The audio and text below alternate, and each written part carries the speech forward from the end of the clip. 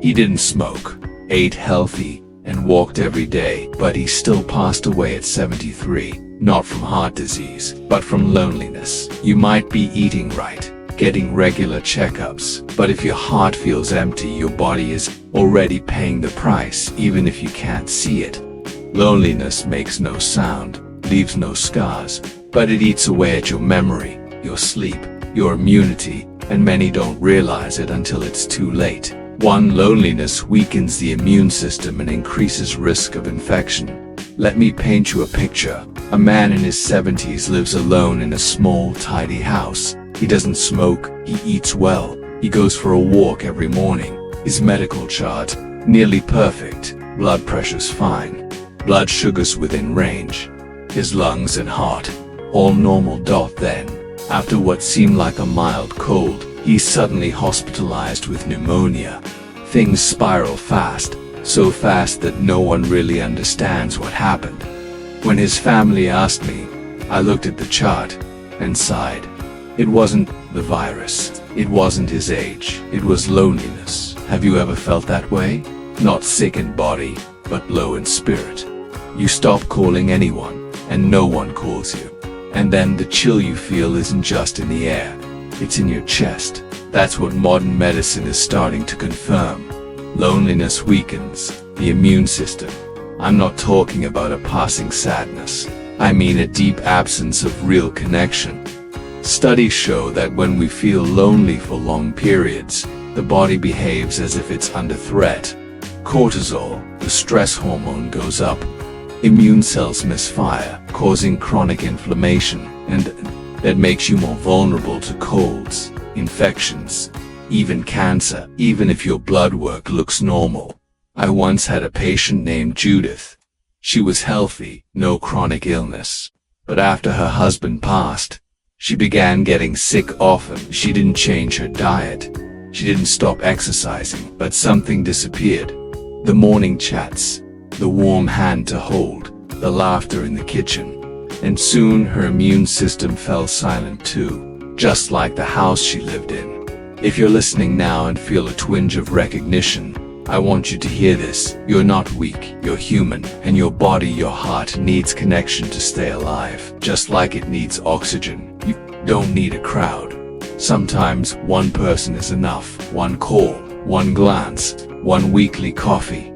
Because sometimes the most powerful medicine is simply being present with each other. 2. The risk of stroke and heart disease rises sharply when we lack connection. Let me tell you something that, frankly, you may never have heard clearly from a doctor.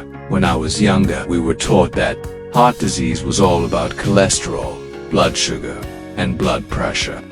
But as the years passed, I started seeing more and more cardiac patients, especially older adults whose hearts didn't fail from diet, but from something far more invisible: loneliness. You see, when we're disconnected, lacking closeness with others, the body reacts as if it's in danger. It doesn't know the difference between a predator and a phone that never rings. To the nervous system, silence is a threat. And so cortisol, that stress hormone, floods the body non-stop. Mild cases, poor sleep; severe cases, raised blood pressure, constricted blood vessels, and a heart that works overtime. One major study found that prolonged loneliness raises the risk of stroke by 32%, and the risk of heart disease by 29%. That's no longer just mood, that's biology. That's what's happening inside your arteries in every silent beat you ignore. I once cared for a man named Mark. He was an engineer, healthy, jogged every week. But after his partner passed, he started pulling away from everyone. I'm fine, he'd tell me, every time. Then one morning he had a sudden heart attack. Not from greasy food, not from smoking, but from loneliness, quietly corroding his heart day by day. Do you see a bit of yourself in that? Maybe you eat well, maybe you take your pills. But if there's no laughter, no one asking, how was your day? Your heart is still hurting. So let me say this from the bottom of mine. If you want to protect your heart, don't just watch your diet. Connect, take a walk with an old friend. join a community group, or simply call someone you've been thinking about. The heart is the most sensitive organ we have, and sometimes what keeps it beating isn't a pill, it's people. 3. Even people with families can feel completely alone, you know. Loneliness doesn't always come from living alone. I once had a patient, a woman in her 70s, with children, grandchildren, and a husband who was still healthy and alive. On paper, she wasn't alone. But when I asked her, did you have someone you can speak to, truly speak to, every day? She paused for a long time and gently shook her head. Everyone's busy, doctor, she said. They all love me, I know that. But no one really listens. And I thought that's the loneliest feeling of all. To sit in a house full of people and still feel like a shadow. Science now backs this up. Loneliness isn't about whether or not you live alone. You can have a spouse, kids at dinner every night and still feel unseen, unheard, untouched in the ways that matter most. Because true connection isn't just having people near you, it's having someone who sees you, hears you, lets you be you. I once asked a man who'd lived alone for 20 years if he ever felt lonely. He smiled and said, "I've got 3 buddies. We have tea every Sunday morning. Nobody judges. That's enough for me, doc." And I believed him. That moment taught me something. It's the quality of connection that heals, not quantity. You don't need many, you just need real. So if you're living in a noisy house, but your heart still feels hollow, ask yourself, have I truly connected with anyone lately? And if the answer is no, maybe today's the day to start. Send a message from the heart. Make a phone call just to say hello, not for any reason, just to reach out. Because healing your heart doesn't always require medicine. Sometimes it simply takes someone being there. 4. A 10-minute conversation a day can reduce loneliness by 40%. Did you know? Just 10 minutes a day, a simple conversation can shift the mood and even the health of an older adult. I once had a patient named Walter. He was 82, living alone after his wife passed. He came to my clinic not because of any serious illness, but simply because he felt empty. His blood pressure was normal. Lab results looked fine, but his eyes, they told another story. We spoke for about 15 minutes, nothing profound. He told me the weather was cold, and that he noticed his tomato plant was still bearing fruit. I smiled and asked, "Did you cook anything with them?" And he chuckled, then kept talking. When our visit ended, he stood up, shook my hand and said, "Thank you, doc, I feel like a person again." You see, even a short conversation can be the best kind of medicine. It doesn't have to be deep, doesn't have to be philosophical. Sometimes it's just, "What did you eat for lunch?" Or "Did your flowers bloom this week?" And that alone can pull someone out of the silent spiral. Science backs it up. Just 10 minutes of meaningful connection a day can reduce the feeling of loneliness by up to 40%. One phone call, one simple question, can send a powerful message to the brain. I'm not forgotten. And the best part, you don't have to wait for someone to call you first. You can be the one to start. Pick up the phone and call an old friend, check in on a neighbor, or even ring up a young grandchild just to hear about their day at school. Because sometimes, the best way to heal your own heart is by simply listening to someone else's. And in that tiny thread of connection, both you and the person on the other end are quietly rescued from the loneliness that wears down our health, day by day. 5. Loneliness shrinks the gray matter in the brain's memory and emotion. Scientists picture this. You're sitting in your familiar room. Everything's just where it always is. Your teacup is still warm, but you can't remember why you walked in. That's not just getting old. That might be what loneliness does to the brain, silently and without warning. I once met a woman named Margaret, 76 years old, widowed for 5 years. Her children lived far away and seldom visited. During her checkup, she told me she'd been forgetting things more often, misplacing items, repeating herself in conversations. Her family assumed she was becoming senile, but her MRI revealed something more concerning. The gray matter in the parts of her brain responsible for memory, and emotion was shrinking. Recent research from Nature Communications confirms this.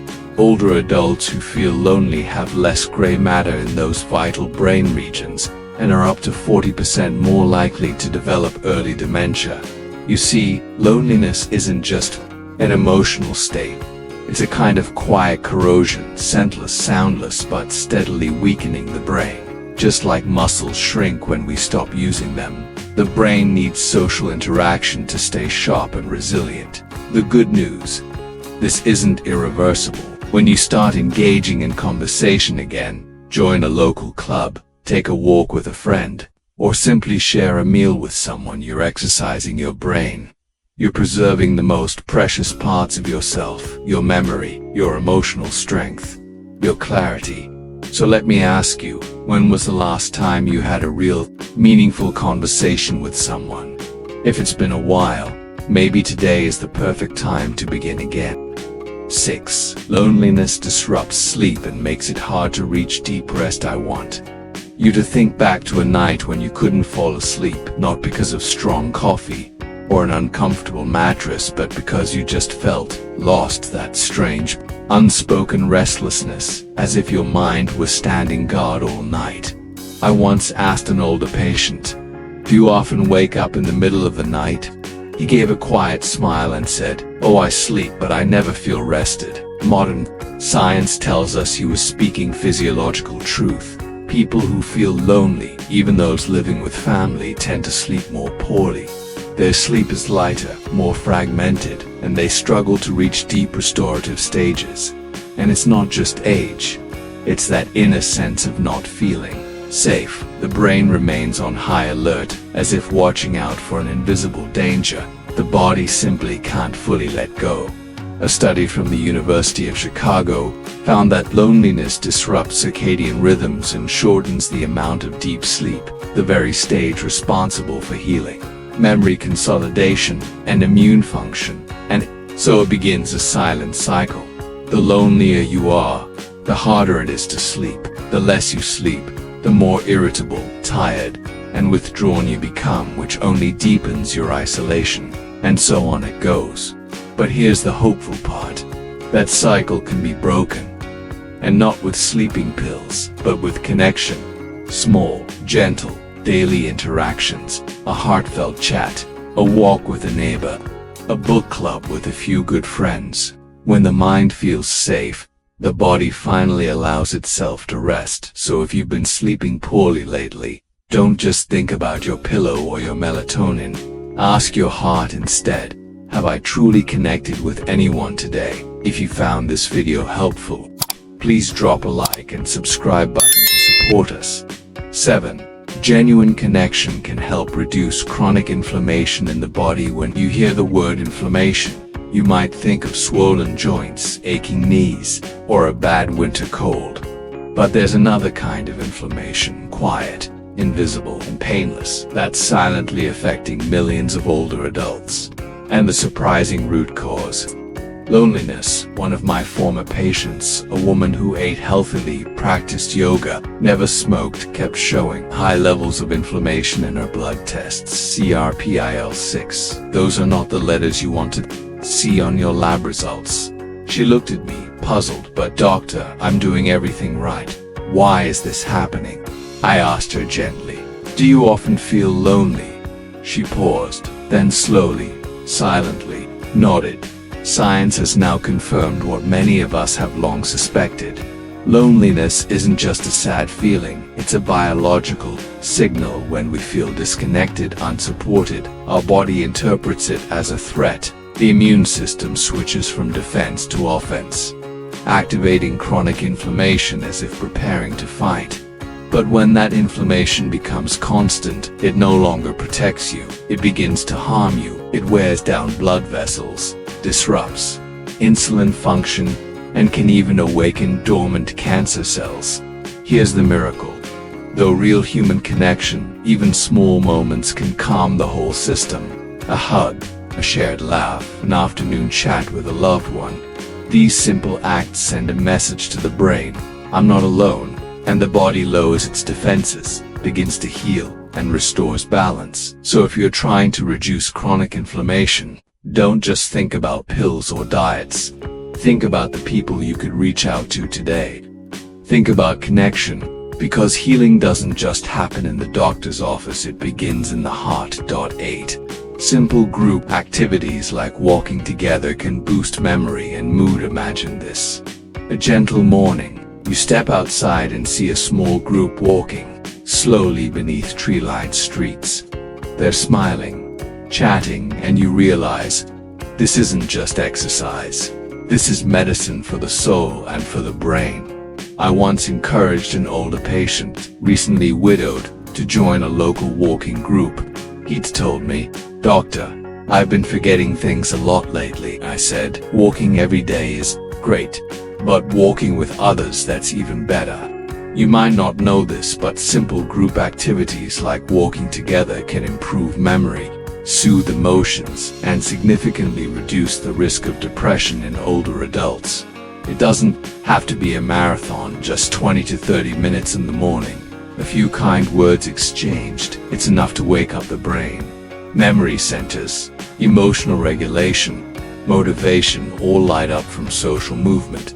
One study published in the Gerontologist showed that seniors who participated in weekly walking groups had better blood pressure, sharper memory, and needed fewer doctor visits over a 6-month period.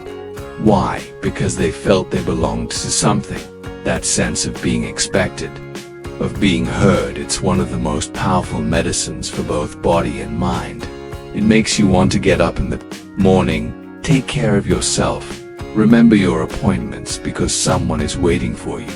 Have you ever felt that way? That just one simple invitation, "Let's walk tomorrow," could pull you out of a quiet sadness.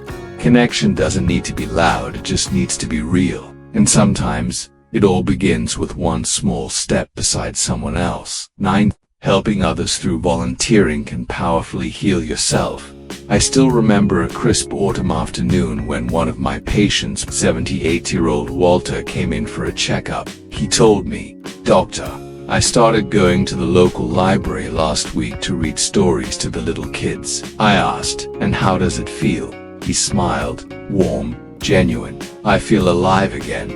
Volunteering isn't just about giving to others. It's one of the most healing things we can do for ourselves, especially after we've lived through the better part of a lifetime. Many people believe that after 60 or 70, they have nothing left to contribute, but that belief is a dangerous illusion. The truth is, the feeling that we are still needed, that someone out there benefits from our presence, is what keeps our hearts strong, our minds sharp, and our spirits alive.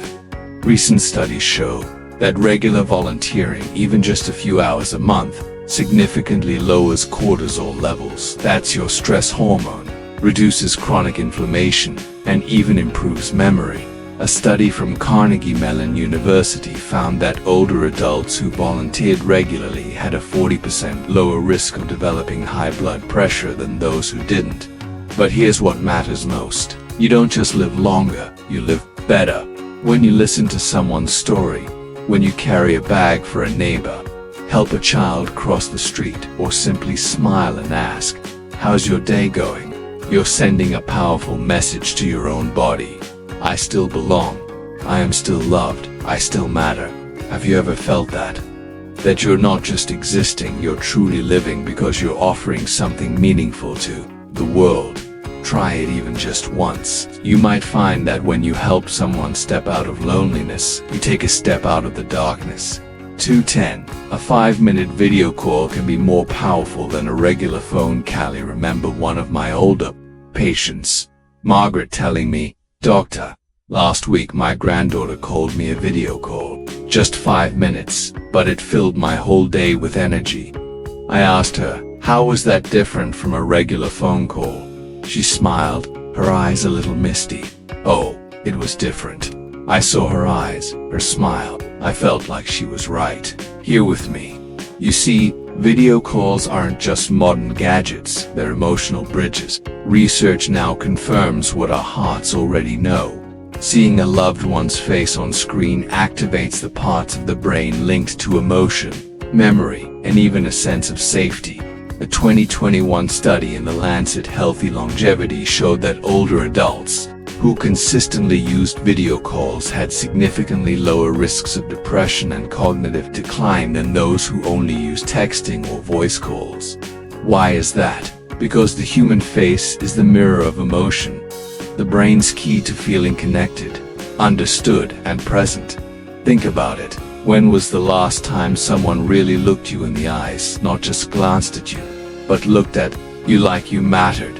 That's the quiet power of a video call. 5 minutes, one familiar face, and loneliness begins to dissolve. You don't need fancy tech. Just a phone, a button, a face you love. And in that moment, the silence fades. The screen lights up, and your heart remembers you're still connected. 11. The quality of your relationships predicts longevity better than diet or genetics. Me ask you to imagine something. You eat well, you exercise, you even inherited good genes from your parents. But if you feel lonely most days, like no one truly understands you, no one really listens, all that might not be enough. One of the longest running studies in history, over 75 years, conducted by Harvard, came to a simple but profound conclusion. It's not money, not status, not even genetics. What most accurately predicts a long and healthy life is the quality of your relationships. I know it sounds almost too simple, but after over 30 years of working with older adults, I've seen this truth play out over and over. The people who live long, clear-minded, and joyful lives aren't always the ones who ate the cleanest food or exercised the most. They're the ones who still smile when a friend drops by, who still wait for a weekly phone call, who still feel like they belong to someone. I remember one gentleman I cared for. He lived to 96, sharp as a tack. I once asked him, "What's your secret?" He laughed and said, "No secret, doc, just a weekly domino game with my old buddies. Every time I win, I feel like a kid again." It may sound small, but that joy, that sense of connection, that's the real medicine for the heart, for the brain, for a long life. So how about you? Who's someone you could call today, who makes you feel truly alive? Because maybe, just maybe, it's not the salad you had this morning that determines how long you'll live. It's the relationship you keep alive today. 12. Loneliness triggers the body's stress response as if you're in danger. Have you ever felt this? A quiet afternoon. No one calls, no one visits, no one asks how you're doing. Logically, you know you're safe, but your body doesn't seem to believe it. From a medical perspective, loneliness isn't just an emotion, it's a physical state. When you feel isolated, your brain, particularly the amygdala, sends out distress signals, as if you're being chased by a wild animal. Immediately, your body floods with cortisol, the stress hormone. And what happens when cortisol stays high for too long? You feel tired, foggy, you can't sleep well, you don't feel hungry, your immune system weakens. Your body lives in constant alert mode. It's like a house with a fire alarm that never turns off. Eventually, the whole system burns out. I had a patient once, her name was Linda. Her lab results were perfect, but she always complained of fatigue, insomnia, and no appetite. We changed medications, adjusted her diet, nothing worked. Until one day she said something that stopped me in my tracks. "I can't remember the last time someone hugged me."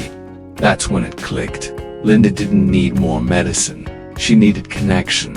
After she started attending a weekly group at her local church, seeing friends, talking, laughing, nearly all her symptoms faded in just a few weeks. Loneliness isn't just sad, it's dangerous. It makes your whole body act like you're under threat, even when you're just sitting in your living room. Are you living in alarm mode? If so, please know, you're not alone in that. So many others feel the same, and like Linda, you can start healing not with pills, but with people. If you found this video helpful, please drop a like and subscribe button to support us. Conclusion. Healing loneliness begins with one connection, as you've seen. Loneliness isn't just a feeling, it's a misfired survival signal, and it takes a real toll. It affects your heart, your memory, your sleep, your immune system. It raises your risk of stroke, depression, and even dementia. And here's the hardest truth. You can feel deeply lonely even while living under the same roof as your family. But there's also good news. A 10-minute conversation a day, a group walk once a week, a video call where you see someone smile. That's all it takes to start reversing this process. Volunteering, reaching out, giving of yourself, these are not just kind gestures. They are medicine for your body, for your mind. As I often tell my patients, you don't have to wait for someone to knock on your door. Just open your heart first. Make that call today. It might just add 10 healthy, joyful years to your life.